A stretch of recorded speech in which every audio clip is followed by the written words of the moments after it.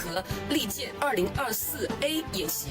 各位，从地图我们就可以看得出来，台岛周边已经被围了一个严严实实，海域、空域都是插翅难飞。这场军演绝对是迄今为止威慑力最强、最具攻势的演习。也许明天早上醒来，宝岛上已经插满了无限红旗，想想都让人开心。如果不能以和平的方式，那就以非和平的方式啊！如果有人不想要一国两制，那就实行一国一制好了。关于有媒体称我在 YouTube 上大量发表武统言论，我必须慎重的声明，这些视频并非由我制作发布，也与我毫无关系，纯属刻意造假的账号，本人保持追诉权。脸都不要了。大家好，今天咱们来聊一个非常有意思的话题。一群在台湾的陆配姐妹们上演了一出变脸大戏，这戏码说实话比川剧变脸还要精彩。说到这事儿，不得不提最近在网上炸开了锅的新闻，有陆配因为在网上发表不当言论，被台湾当局限70天内遣返。这事儿一出来，可让我想起了那些平时在短视频平台上叫嚣后悔嫁来台湾的陆配们，这不风头一来立马就怂了，态度比股市还跌得快，直接就是180度大转弯。这就让我想起某类人，不知道你们有没有遇过，就是那种嘴上说着这个饭太难吃了，但下一秒就把盘子舔得比洗碗机还干净的人。今天我们要讲的就是现实版的嫌弃归嫌弃，该享受还得享受，主角是生活在台湾的一些陆配。台湾今天晚上会发生什么事我不知道哈，但是我一定会守住我3个孩子，快跑快跑，有什么事我就带着孩子跑，拿着无限红旗跑。来，我在台湾结活，台湾是中国的台湾，回家，台湾回家，台湾人民全部回家。台湾是一个有爱的地方，我一直认为台湾人很善良，很有人情味。你们说好玩不好玩？这些姐妹们平时在抖音、小红书上是啥画风？台湾房子破得很，台湾穷得很，嫁来台湾真是瞎了眼，那叫一个理直气壮，那叫一个义愤填膺啊！配上各种夸张的表情和背景音乐，这都快赶上我们村口王大妈骂街的水平了。嫁台湾12年了，我什么都没有得到，在台湾没有美好的回忆，得到的全部是不开心的回忆。如果是你一直待在一个不开心的地方，你会快乐吗？你能快乐得起来吗？我2013年嫁来台湾，现在已经是2025年了，嫁来台湾已经12年了。然后我的银行卡没有1分存款，我只存到了3个小孩。嫁台湾的姐妹们，你们都后悔了吗？我觉得我当初为什么要嫁到台湾？我总结了一句，就是我脑袋被驴踢了。真的，我为什么要嫁到台湾？不辞，就是不远千里这样子嫁过来，真的没失去了自由不说，就连我女儿现在吃一个鸡蛋，你看都没有自由。但是你看我女儿是怎么样的呢？现在出生到现在，衣服是捡别人家的穿，然后吃没有吃什么，真的没有吃什么好东西，连吃一个鸡蛋都是很难的。但是重点来了，当台湾当局说要把他们遣返的时候，这些姐妹们立马就变了一个人似的。前脚刚说完台湾医疗差，后脚就开始夸台湾全民健保真好，上一秒还在吐槽台湾人排外，下一秒就感慨台湾人对我真好。这转变速度，我估计就是科技部研发的量子计算机也计算不出来。台湾成为了我的第2个家，这里的风土人情、文化氛围都让我感到非常的温暖还有亲切。在这里我必须要告诉大家，我第一次使用台湾的健保卡就是从生小孩开始，我深刻的感受到了健保制度的贴心还有便利啊。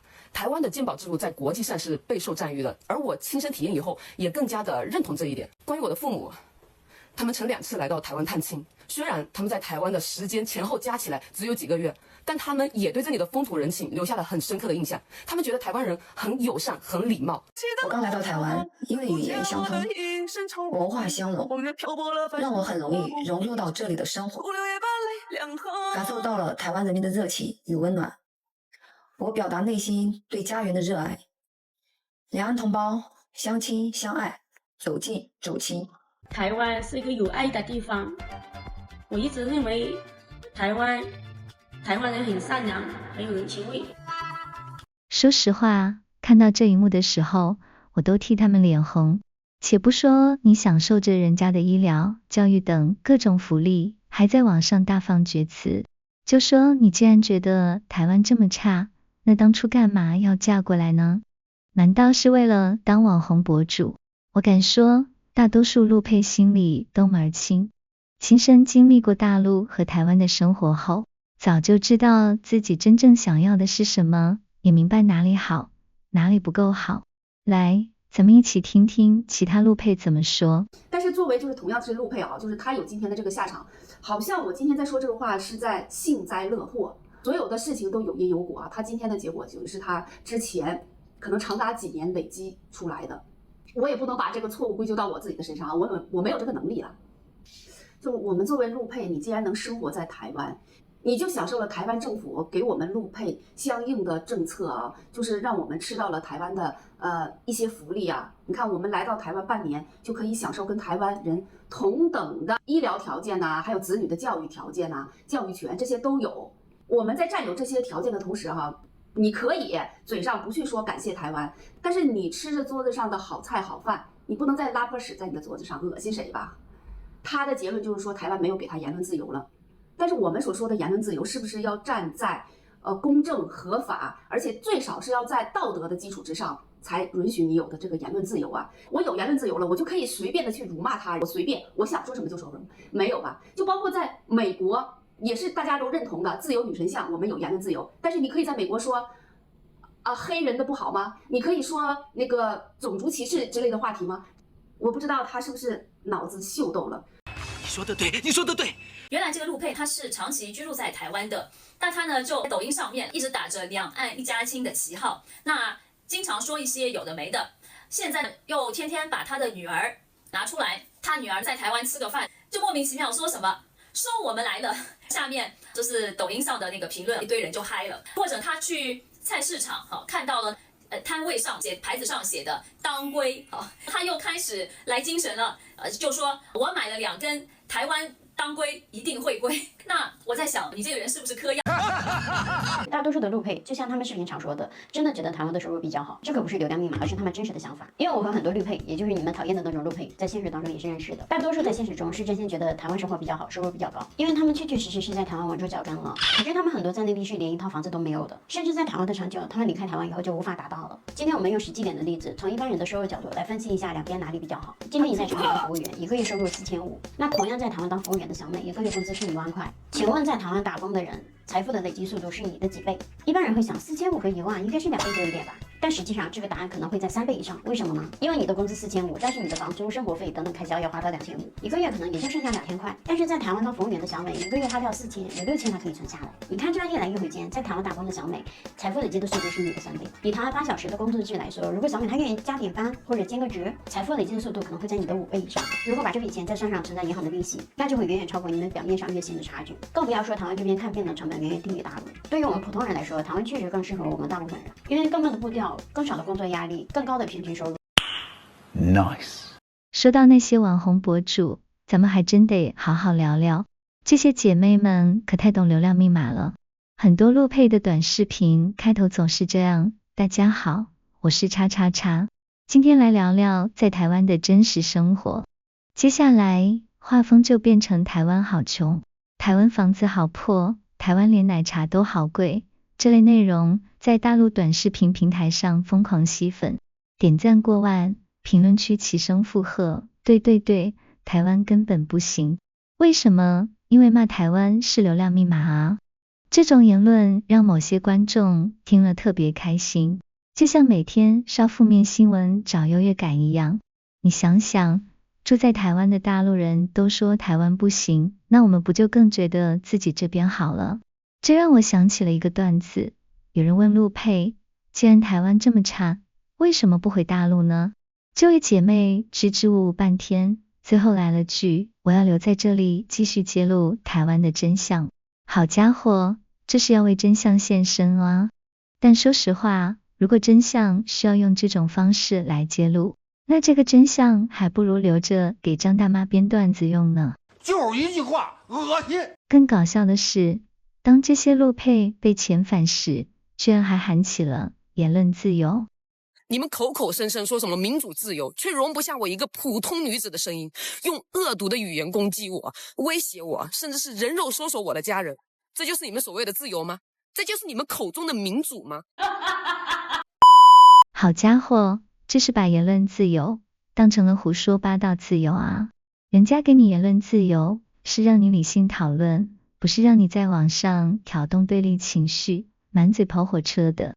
对于言论自由的界限，台湾是有法律明文规定的。我再强调一遍，我们是针对他宣扬武力统一台湾的这个部分。那在我们看来，这个并不是言论自由的保障范围。大家知道，联合国政治与人权公约第20条，它就有说，所谓的鼓吹战争是禁止，是公约禁止。那这个公约其实在我们台湾是被承认为国内法，所以任何人在台湾鼓吹战争，特别是鼓吹用战争来攻打台湾，这个我们是绝对不允许。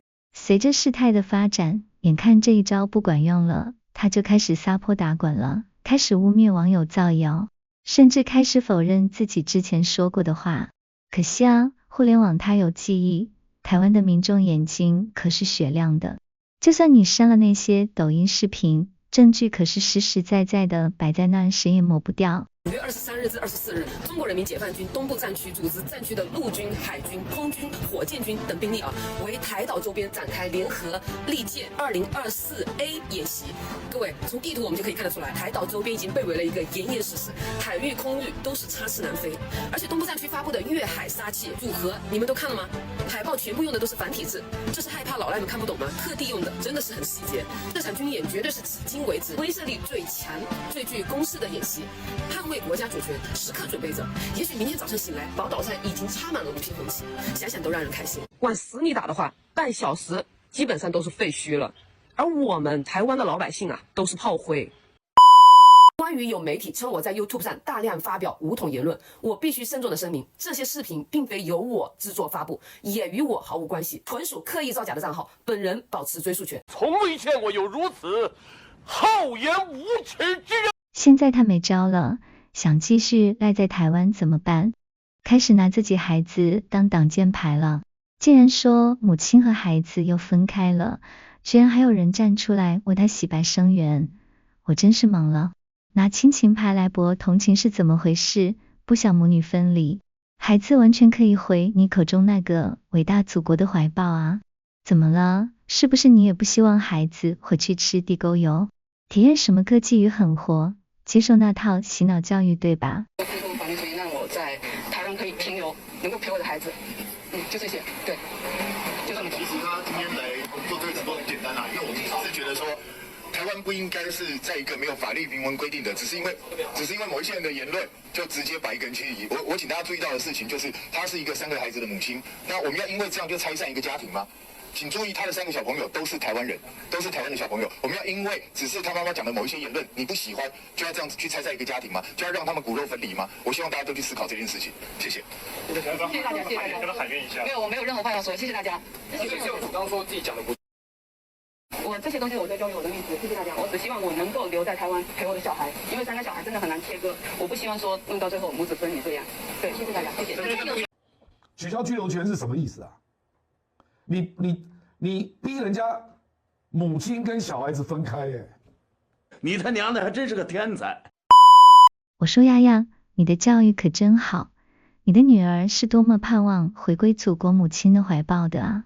你作为一个母亲，不应该满足你女儿的心愿吗？我和我的祖国一刻也不能分割。我很想回大陆上学，赐我个好礼，我还能被吹一战。我的天哪！这让我想起了一个特别形象的比喻，你去别人家做客，主人家让你随便吃，这是待客之道，但你要是一边吃着人家的饭，一边说这饭真难吃，那就不是言论自由的问题了，这是基本做人的问题啊！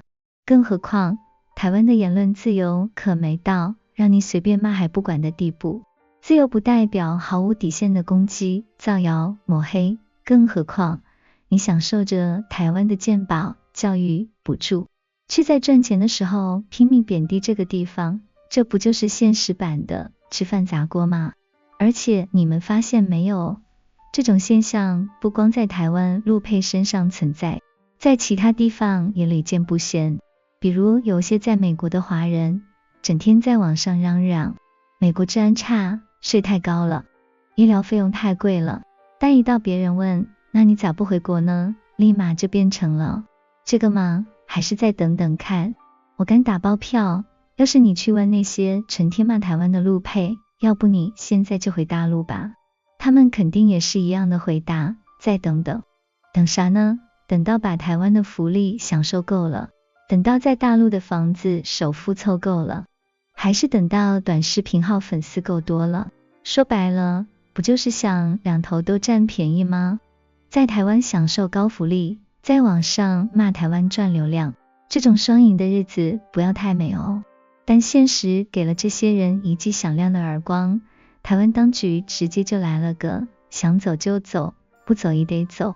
这下可好，那些之前叫嚣的最欢的姐妹们，马上态度180度转变，视频画风变成台湾医疗太棒了，台湾人民真的很有人情味，我舍不得这里哦。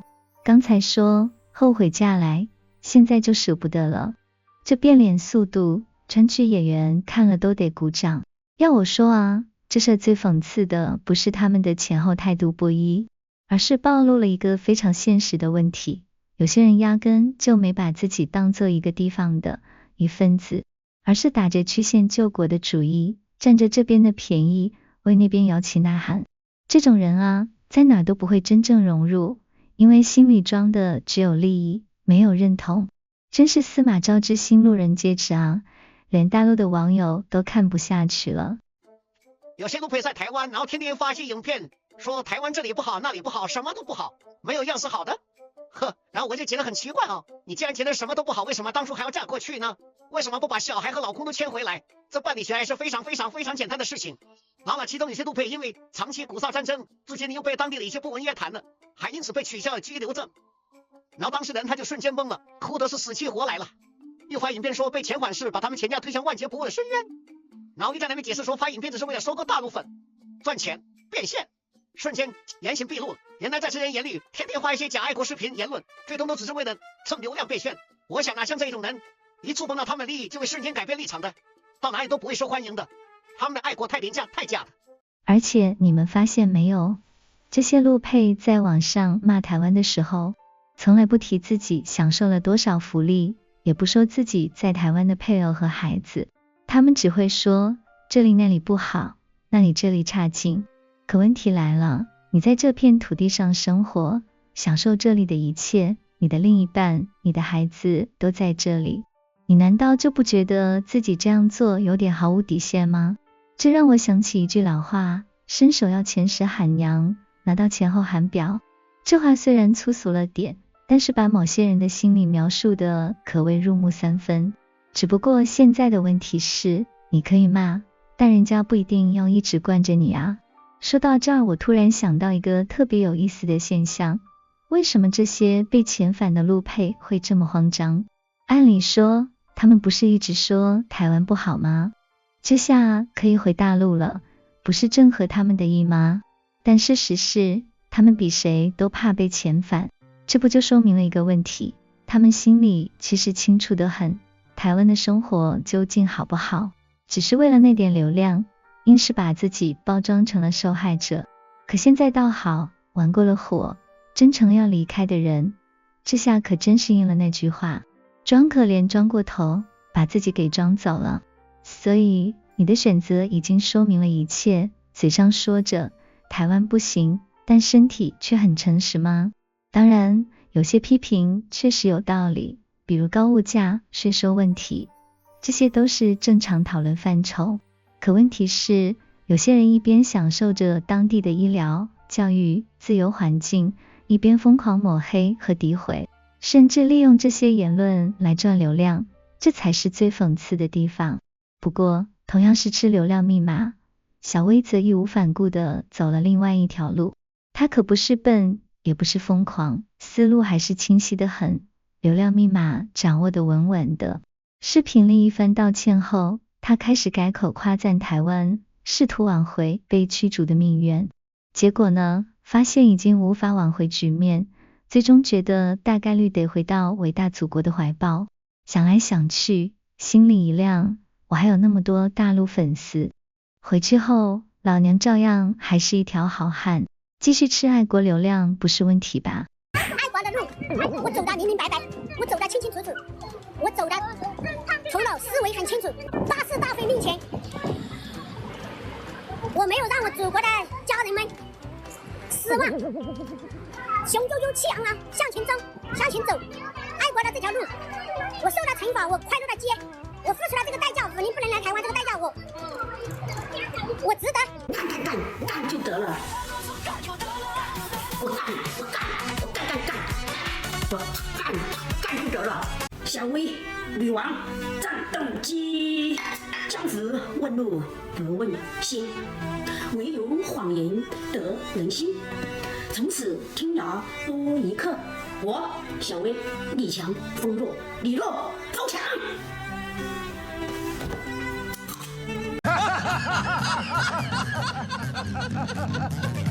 我只能感叹，小薇这脸变的简直比变色龙还快，真是让人叹为观止。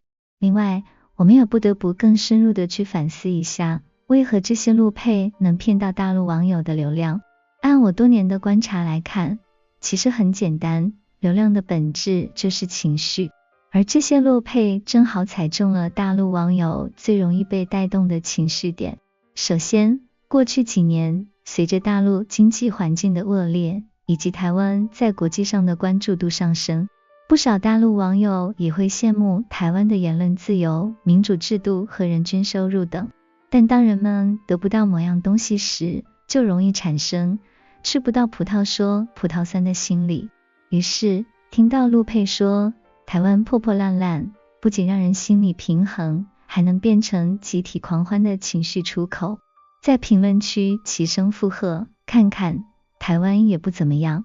还有，生活在大陆的朋友应该都有所经历，那就是生活在那个环境中，人们心中普遍存在的一个阴暗点，看到别人混得比自己惨，自己就莫名开心。陆配嫁到台湾，按道理是人生赢家，但如果她过得不好，甚至上镜痛诉台湾生活太苦，那对大陆某些人来说就是一种心理胜利。你看，嫁过去的也没好日子过，这就像自己的自行车丢了，心里正难过着，突然听说邻居的电动车丢了，心里的气顿时烟消云散。